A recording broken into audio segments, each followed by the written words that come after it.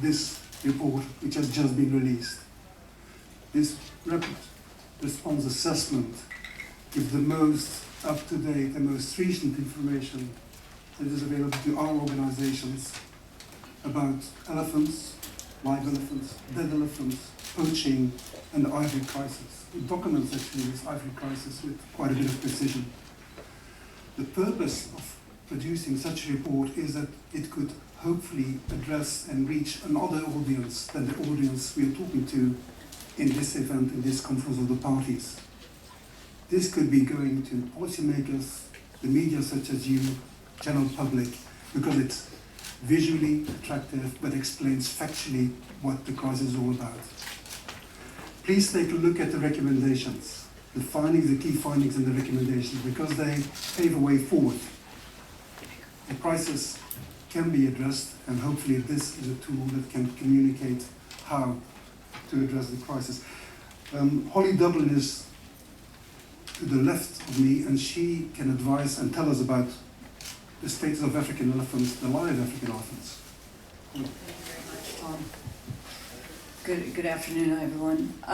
I just want to start by pointing out something which is really ironic and rather sad, and that is that historically we've had a lot of focus on understanding elephant numbers and understanding their trends, and now our focus is largely going to come from my two colleagues to my right, who are going to talk about when they die and what happens with their products. But just to say that the African Elephant Specialist Group, I think many of you know, has for very many years been collecting and compiling and collating the information on the numbers of African elephants and their distribution. And those data now, we have an online database which we can give you the contacts for later. But basically what we try and do is approximately every 4 to 5 years to put out what we call the African Elephant Status Report, and we've released one of those earlier in the week here. So over the last 3 years, as part of that exercise, we teamed together largely at the request of the parties with CITES, Mike, and Traffic to try and put together a broader understanding of the entire supply chain, so from live elephants to dead elephants to the trade in their products. And our part in that is to talk about those which are still alive and where they are and what's happening with them. So there currently are 37 range states of the African elephant, and as our recent data shows, their populations are as many as 500,000 and possibly as many as 650,000. Those elephants, as many of you will know, are not equally distributed across the continent, so Southern Africa holds the majority of those at about 50%, with Eastern Africa at approximately 27%, Central Africa 16%, and West Africa only 2%. And an interesting point for all of us is that while, and certainly at this conference, we would tend to believe that we know everything about African elephants, the truth is that those that are alive, our information is very, very patchy on both abundance and distribution. So this is one of the ironical bits. As we find out more about one thing, you'll begin to hear that we know less and less about another, and that's about live elephants. So there's information that is often presented which makes information look as though it's contradictory. In fact, it's not, but the African Elephant Database, because it compiles every 4 to 5 years, what happens is that you get time lags in terms of when the data are actually made available by whoever's doing the surveys. They're very, very patchily done, sometimes done in one place, sometimes not done there again for 15 or 20 years. So it makes it very difficult to do comparability and particularly to analyze trends. But what we do know is that in the last few years, and whether this is a good or bad thing, it's just something that has happened, and that is that our data quality has increased and improved very much for Central Africa, because we all really pushed a focus to Central Africa. And what has subsequently happened is that in Southern and Eastern Africa, we now have a decline in the quality of data, and actually in some places surveys have not been conducted for many years, usually resource related. So information from the survey reports of the African Elephant Specialist Group and our large network of experts really reports on individual populations, threats, and the information that we pull in. Now, it'd be fair to say that our our expert network has for some time been pulling in information about the spread of poaching. And some time ago we became aware also that there were reports of the spread of poaching into previously very secure populations. And that information has now been definitely confirmed by the relevant governments. So you're going to be hearing obviously a lot more from my colleagues and Mike and Edith about what happens after the elephants die. So I would just want to point out one last thing, and that is that African elephants are facing a crisis of multiple dimensions.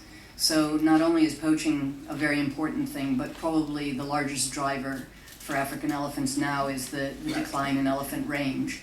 And that's something which is quietly, rapidly happening in the background. At this point in time, we would think that certain models are showing us that 29% of the elephant range has been transformed by human activity, and this figure is likely to increase to as much as 63% by the year 2050. So there's a dramatic happening going on. That largely is because of land conversion for agriculture and, of course, growing human population, but the agricultural expansion, a lot of the transformation of the land, in fact, is to feed markets outside of Africa. So I think, Tom, I'll leave it there and turn over to Julian. Thank you very much. Julian is the coordinator of our MIC program. One of the things, by the way, that I forget to mention is that Elephants in the Dust will be launched actually on Friday. You, as a press, receive some sort of a preview, if you want, from the content of this rapid response assessment. Julian, please. Thank you very much, Tom. Okay, well, as Tom said, I currently run the MIC program, Monitoring the Illegal Killing of Elephants, which is a program that was mandated by the Convention of the Parties to CITES, and it's been in operation since 2002. MIC operates in about 60 sites in Africa, and since then, since 2002, we've been monitoring levels of illegal killing of elephants in those sites. And we are not only looking at trends, we're also trying to look for influencing factors or variables that are sort of correlated, if you like, with poaching levels. So just to, we've been reporting since around 2006, starting in 2006, a very steep increase in levels of illegal killing of elephants across Africa. We've got, 2011 was the highest year on record. This was reported last year to the CITES Standing Committee. We haven't got data, full data for 2012 yet, but for the first 6 months of the year, we can see that the situation hasn't improved, and with levels of poaching were comparable to what we saw in 2011. We estimate that in 2011, just in the MIC sites, which do cover a pretty substantial proportion of the elephant population on the continent, we estimate it's around 40% of the known elephants are found in MIC sites. And we estimate that in 2011, about 17,000 elephants were illegally killed at those MIC sites.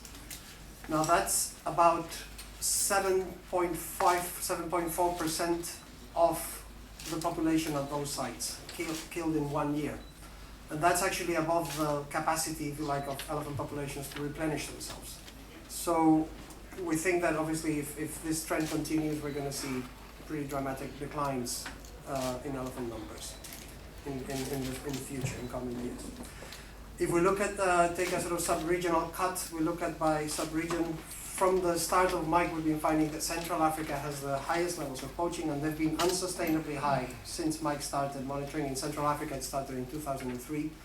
And we believe that those declines have already become apparent. And in fact, a paper was released yesterday that suggests 60% declines in Central African elephant population. In Eastern Africa, you can also see a very steep increase, and in some ways, Eastern Africa is beginning to catch up, if you like, with Central Africa. Southern Africa, where, as Holly said, has the largest elephant populations, poaching levels are still lower than in any of the other sub-regions. But in some of the populations that where elephants were previously secure, poaching has been increasing quite considerably there as well. And West Africa has the smallest populations of all, and we don't have a lot of data from those MIC sites in West Africa, partly to do with the small number of elephants and small number of carcasses, elephant carcasses being reported to us.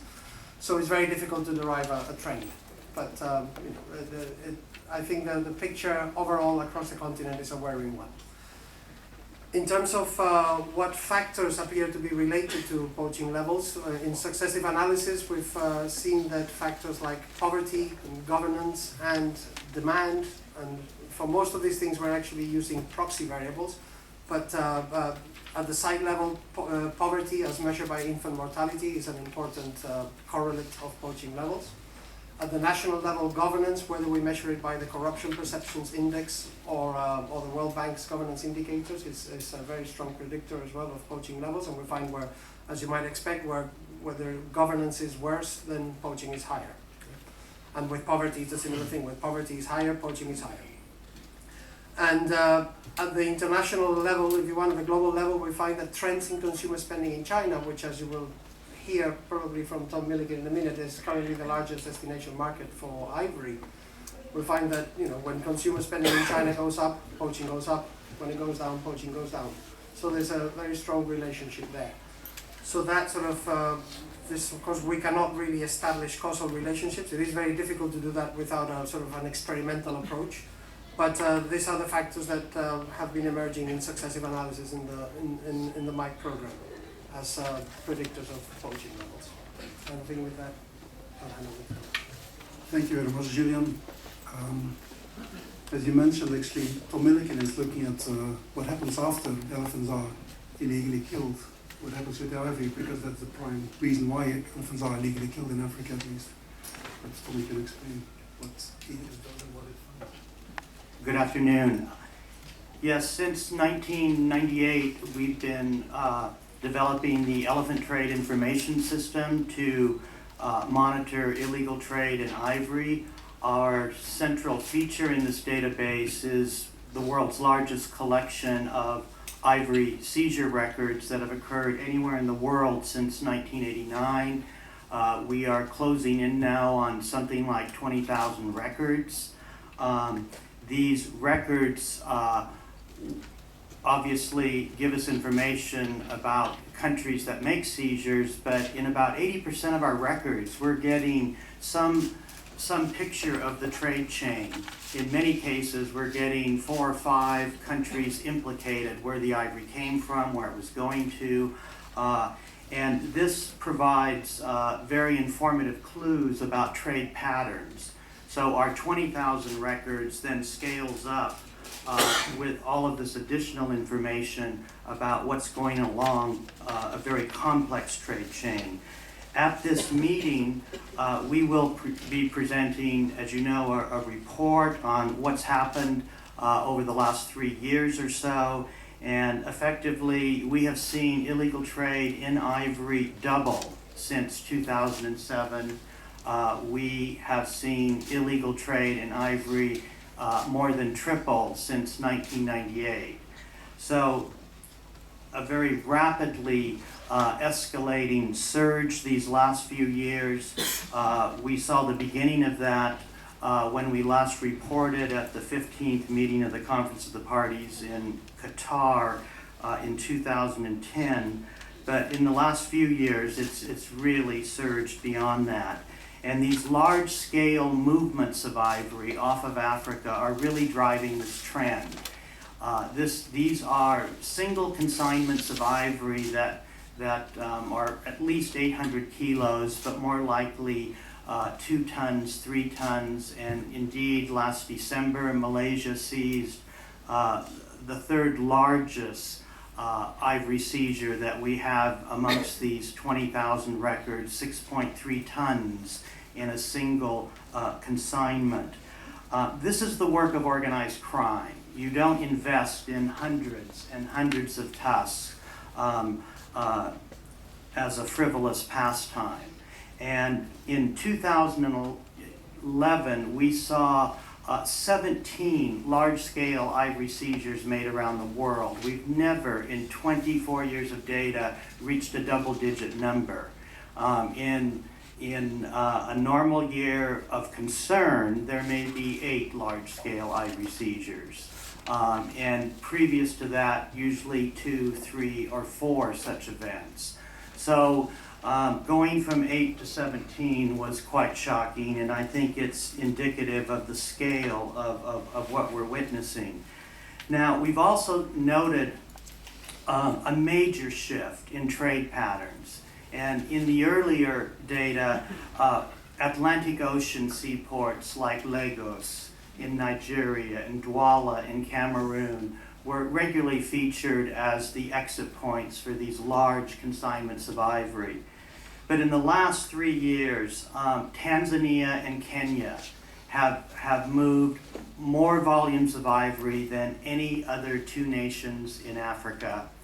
The ports of Mombasa, in particular in Kenya, Dar es Salaam, Zanzibar, just continuous flows of ivory, and most of this ivory is being seized outside of Africa. Now, the hallmark of organized crime is if you've invested in hundreds of tusks, you make sure that pathway is slippery enough for that container to get out of Africa. And in addition, because of better targeting and law enforcement in the major end-use markets, you want to hide the fact that this is a container that moved out of Africa. So transit countries, Malaysia, Hong Kong, Vietnam, Philippines, have assumed a hugely important role. And oftentimes the provenance of those containers, the documents are shifted so that when it moves into the 2 key end-use markets, Thailand here and China, the consignments look like they're coming from Asia and not Africa. And that is the story that we're presenting at this meeting.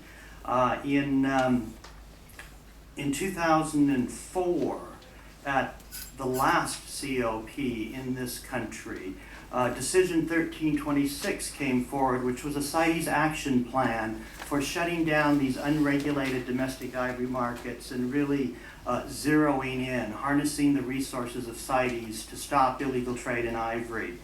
Our report to this meeting is showing that there is no discernible impact from those measures. And the message is that unless CITES really scales up and takes this issue seriously, we're not going to win this thing. And certainly China is driving the ivory trade today. Our CITES data indicates that the market in China is at least 3 times greater than the market in Thailand. But these 2 countries are really behind. They're the recipients of most of these large-scale movements of ivory. And that is the elephant crime that we need to address. Thank you. Thank you very much, Tom. These to my left are informing actually the CITES community to take measures. The CITES community takes its cue on live elephant status from ICN, about poaching situations and what drives poaching from the MITE program. And now actually the illegal trade in ivory is moving from the ETIS program.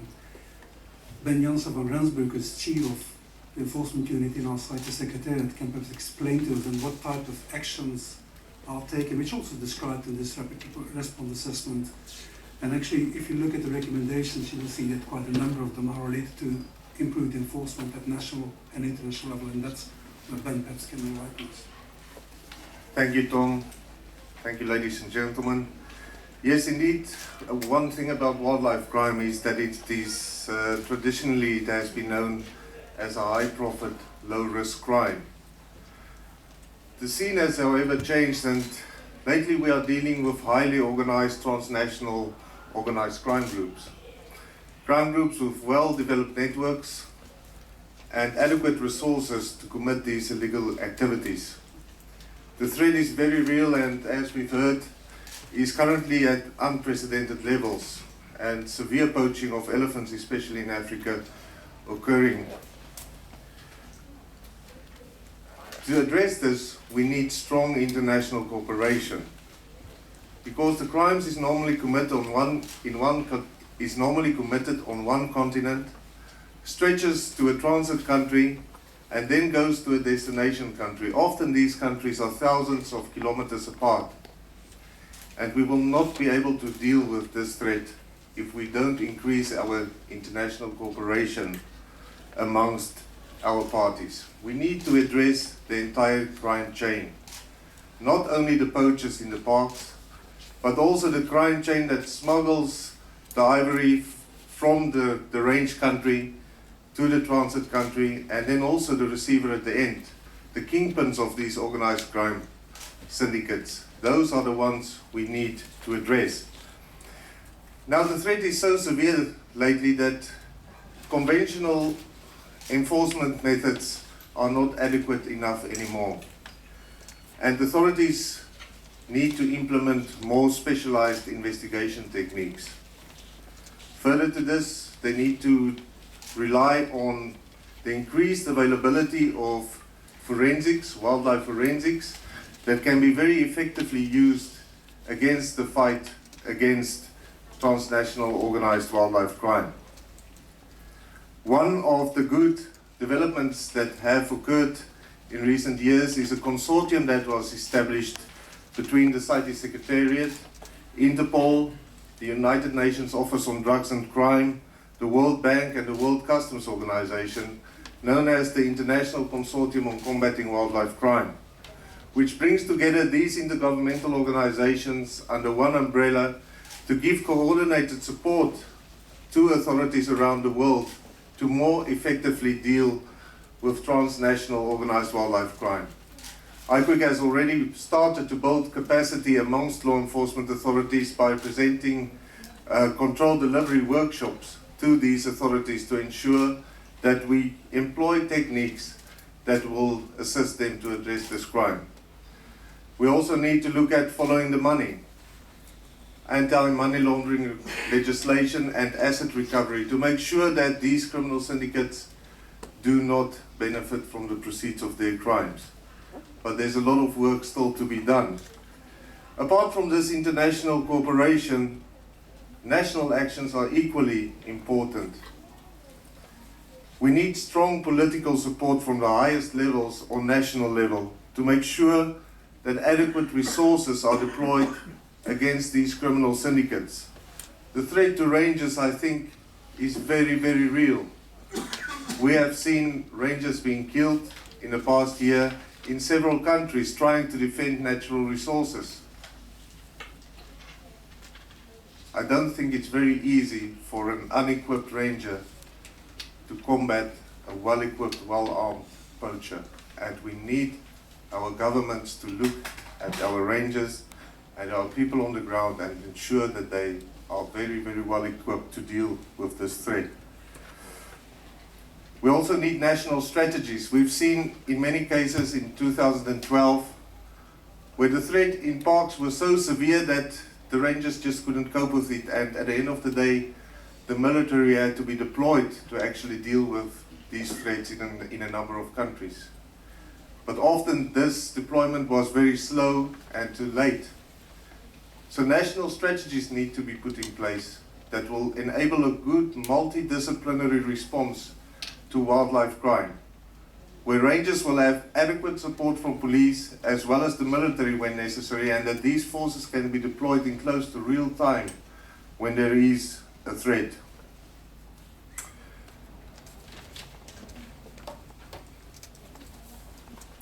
Apart from this, there needs to be adequate legislation in place with strong deterrent sentences to address the crime. We have a lot of wildlife legislation that just didn't keep track with time, and the penalties that this legislation currently prescribes is not adequate anymore, and the revision of this legislation is indeed a need. A number of countries is already addressing this, but there's still a lot of countries which have very weak wildlife legislation. Countries also need to look at using existing other legislation with wildlife legislation, such as organized crime legislation, which often can be very effectively used in combination with wildlife legislation to address and secure more and strong deterrent sentences. And of course, when there's seizures, this needs to be followed by follow-up investigations. We need to see that seizures do not just end in seizures, but that indeed follow-up investigations is conducted to address the entire crime chain. Thank you. Thank you very much. I think this concludes an overview of the content of the report, of our assessment of our report. We can organize a couple of questions from the media and introduce yourself first. Okay, can I ask, please state your name and the organization you represent and who the question is directed to on the panel.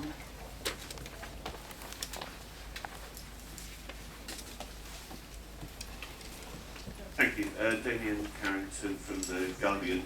The first question is kind of for the whole panel, which is what do you want to see from this COP to try and address the problems you've described? The second question is for Mr. Van Rensburg, which is that the other panellists essentially seem to criticise the lack of effectiveness of previous measures at CITES, and I'm wondering whether you think that CITES has failed in some way. Thank you.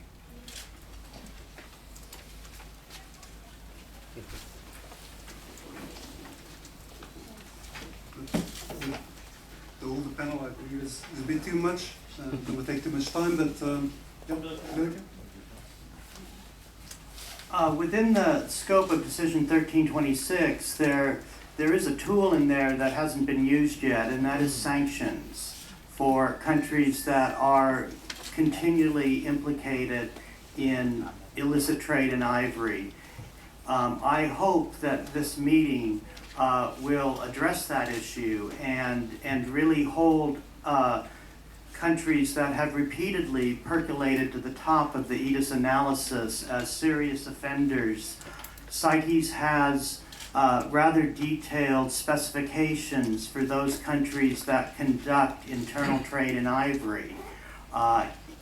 It is very evident that these unregulated domestic ivory markets continue to fester in many places.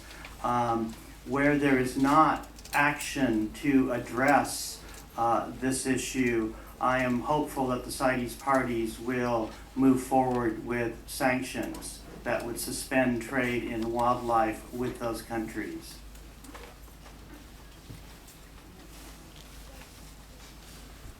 Right.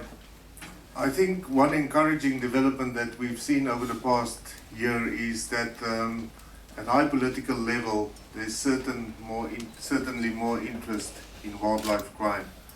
And I strongly believe that that will lead to increased resources being invested in authorities that actually need to deal with this kind of crime. From the Secretariat side, we will propose to the Conference of the Parties during COP16 the establishment of a CITES Ivory Enforcement Task Force. This task force will bring together experts from across the world to look at new strategies on how to deal with this threat.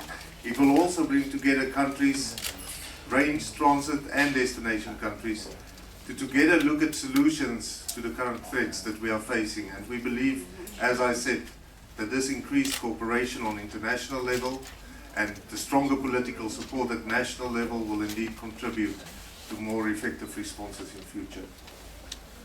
Thank you. Any other questions? Over there. Iain.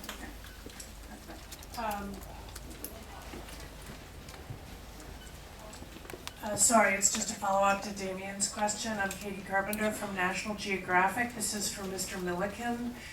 What sort of sanctions do you think would be effective?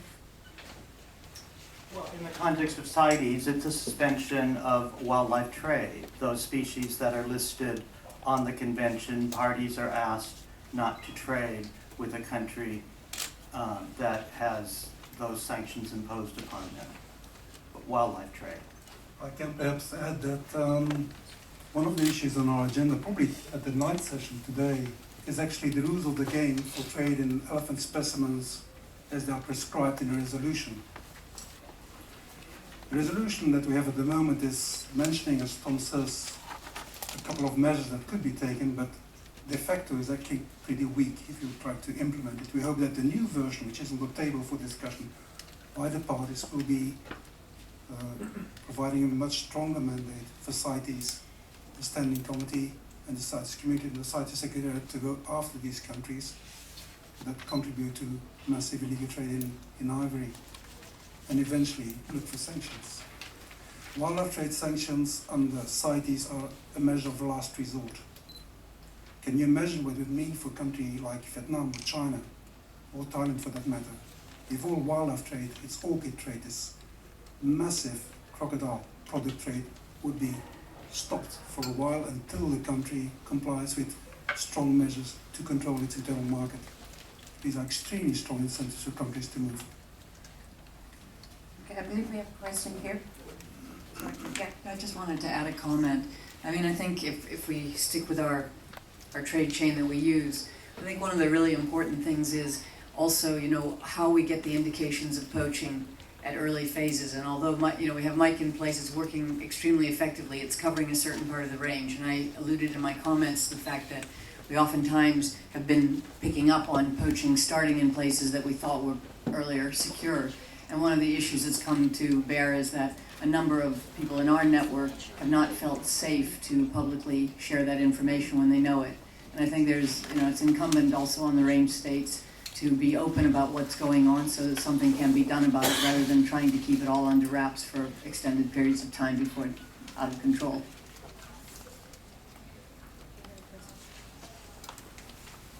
Yeah, Amélie Bottelier from AFP News Agency. Just a follow-up again on sanctions. It's not the first day that militants or NGOs are asking for sanctions against the countries which are not really fighting against this ivory trafficking. How would it work? I mean, what is the procedures to take these kind of sanctions? Could the COP decide to take any sanctions against countries? Is it likely that some country will come up with any proposal on that during the COP, or is it something that could happen later?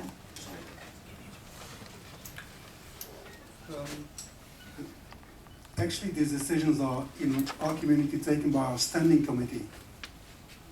4 days ago, the standing committee decided to stop all trade for Guinea because of its continued implication in illegal trade, and particularly in great apes and other wildlife.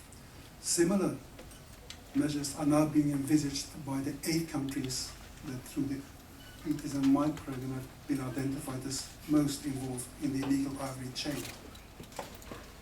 And that is Uganda, Kenya, Tanzania, Vietnam, Malaysia, the Philippines, Thailand and China. At SE64, which is a one-day session next week, this standing committee would look at 8 action plans that these countries are supposed to going to implement with very targeted, very precise and very measurable actions they will have to take. And then it will be up to the standing committee to see what they will decide in case countries fail to take these critical actions against the timeframes that will be decided. Okay, we have a question at the back first. My name is Iain Douglas-Hamilton of Save the Elephants. I want to commend Traffic and Specialist Group and CITES for identifying the most atrocious crisis that has happened to the African elephant within living memory. But I have one question. The solutions that are recommended include a targeted awareness campaign against illegal ivory. I just wonder how much the buyers know the difference between illegal and legal ivory, and if the panel really think that it's going to be enough to make a campaign against illegal ivory or against all ivory demand. Who's going to take the question?